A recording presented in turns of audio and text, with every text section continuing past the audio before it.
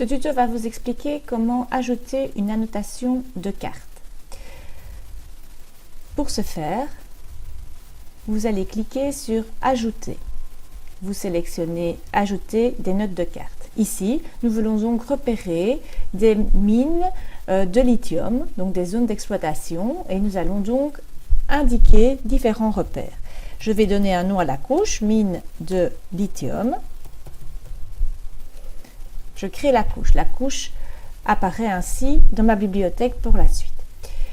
Je peux donc positionner différents figurés cartographiques, des points, un texte, des lignes, des surfaces, des flèches, des cercles, etc. Moi, je vais utiliser un point. Je vais donc localiser l'exploitation minière que j'ai repérée, ici, qui se situe dans le désert de l'Atacama. Je peux utiliser mon géosignet que j'aurais préalablement fait ou pointé par la suite.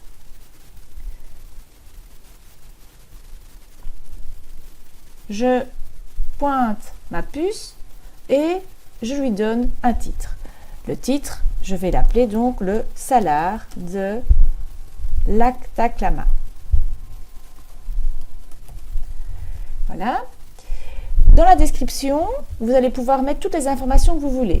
Alors, moi, je demande dans la note de carte d'ajouter la situation du lieu de l'extraction par rapport à des repères naturels ou humains qui sont pertinents. Donc, j'écris un texte. Je mets que le point 1, c'est la situation géographique.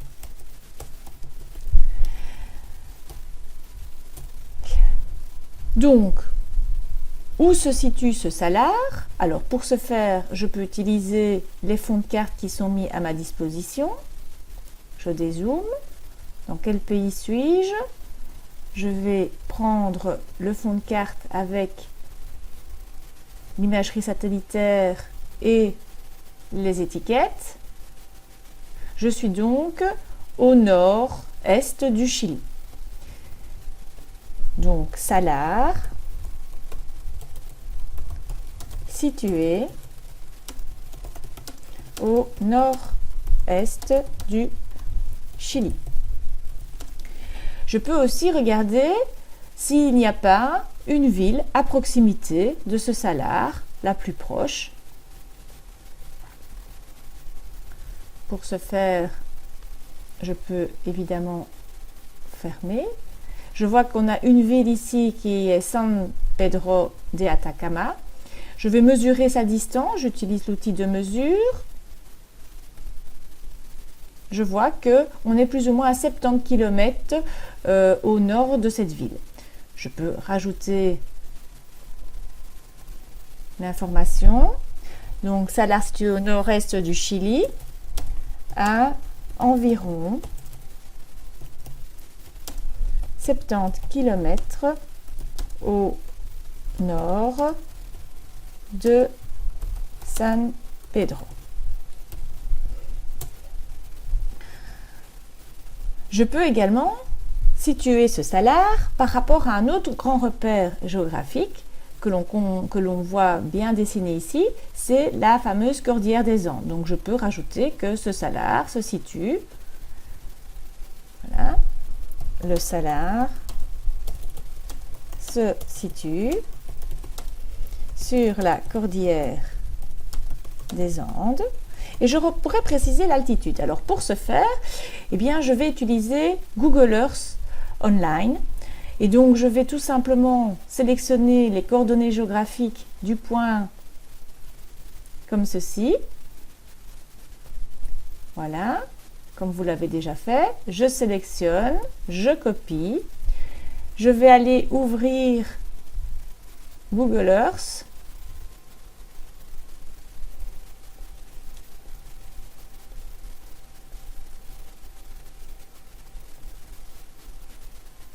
Voilà. Et je vais donc aller intégrer les coordonnées géographiques afin de pouvoir déterminer l'altitude.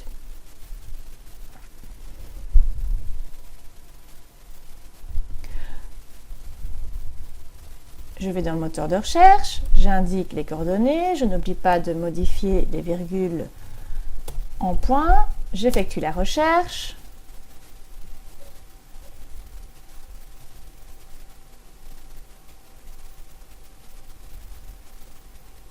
Et donc, j'arrive à l'altitude, à l'endroit demandé, donc au salar. Donc ici, on a déjà une vue bien plus proche. On voit tous les bassins de décantation pour extraire le salar.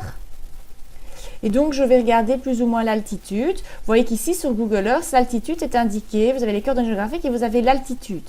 Alors, l'altitude de la caméra, c'est l'altitude de votre vue. Tandis que l'altitude qui est indiquée ici, 2304 mètres, c'est bien l'altitude au sol. Et donc, je vais aller indiquer cette information dans mon descriptif. Le salar est situé sur la cordillère des Andes à une altitude de plus ou moins 2300 mètres. Voilà.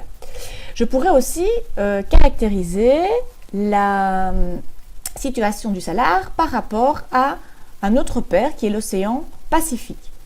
De ce fait, j'utilise de nouveau ma latte, ma mesure, et je mesure la distance qui est plus ou moins de 210 km. Je peux le rajouter. Le salar se situe à une distance de 200 km de la côte du Pacifique.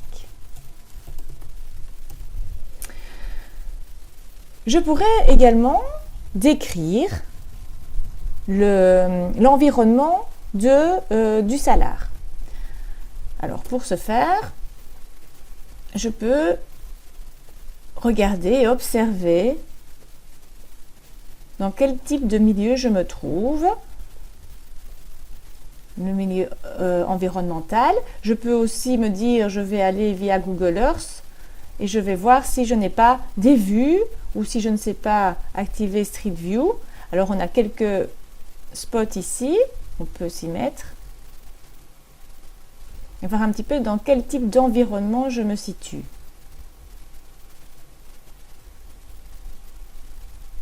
Voilà. Voilà une vue à 360 degrés. Alors on voit que au niveau de l'environnement, c'est quelque chose d'assez aride. Donc on va pouvoir indiquer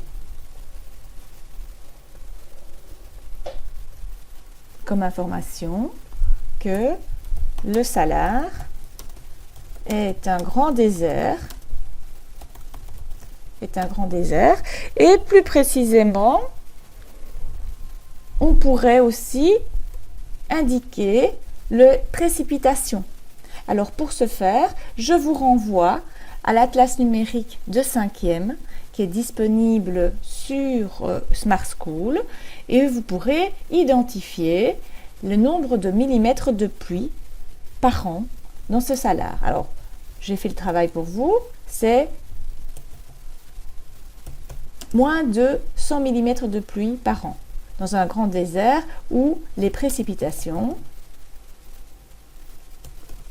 sont inférieures à 100 mm de pluie par an. Alors, on pourrait également mesurer l'étendue de ce salar, de cette grande mer de sel. Pour ce faire, eh bien, j'utilise l'outil de mesure de la surface et je vais donc mesurer en kilomètres l'étendue de ce salar. D'accord? Donc, une fois que le résultat est obtenu, eh bien, vous l'indiquez dans la fenêtre contextuelle.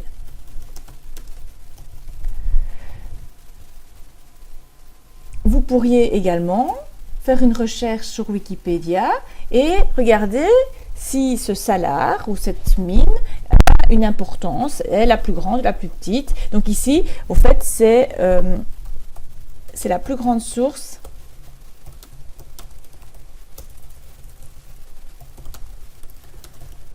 de lithium au monde. Ça représente environ 27%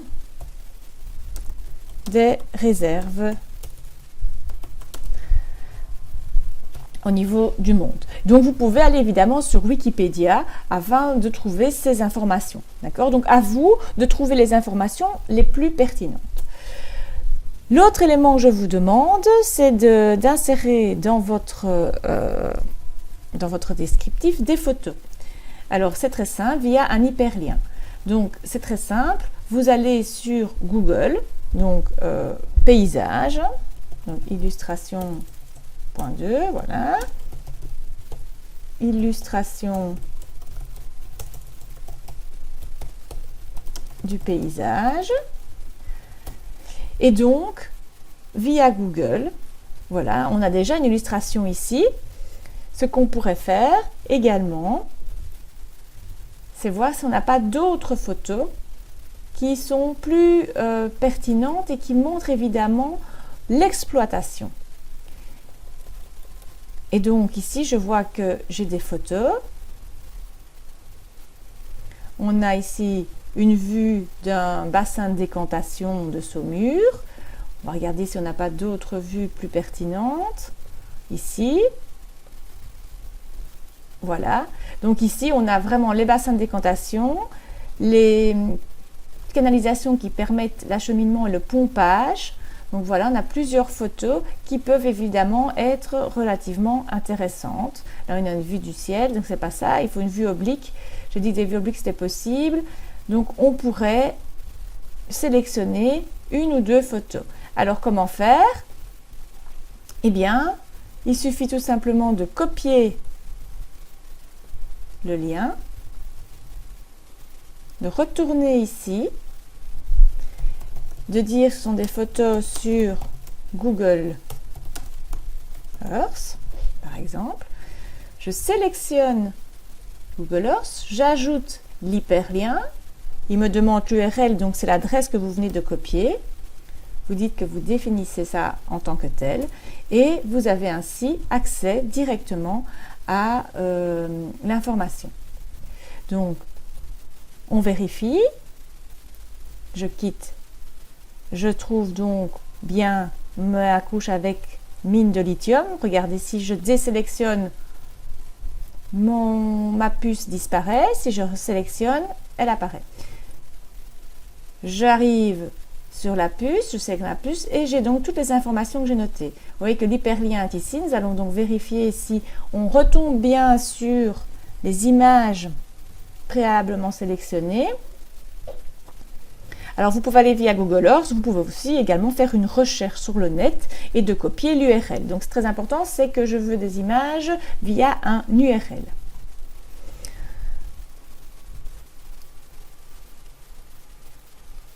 Vous pouvez à tout moment revenir sur votre annotation, votre description en cliquant sur modifier et vous retombez sur le texte. Vous voulez peut-être mettre en évidence certains éléments, souligner, vous pouvez le faire. Même chose ici. Vous voulez rajouter un hyperlien, eh bien c'est tout à fait possible. Donc vous voulez terminer, vous fermez et votre modification est faite. Alors je vais vérifier. On tombe bien sur les informations demandées et donc on a bien les images.